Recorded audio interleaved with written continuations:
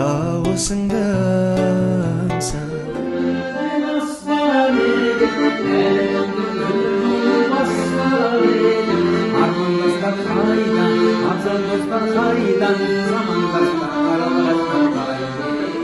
Қожамбыл алып қалады. Сөйтіп сол бір сұрапыл зобалаң жылдардан Әсеттің әкесіз, анасыз күндері басталады. Өмірдің сан тарау соқпағынан жүріп өткен Әсет жастайынан әнге құмар болып өседі.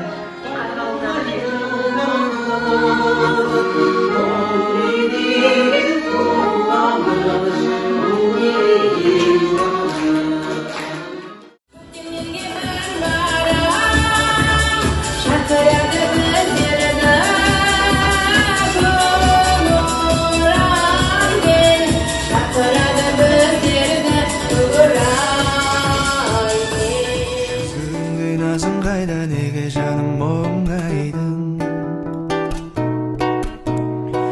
Мен сүйетін әнің қайда, жадырашы шырайлы.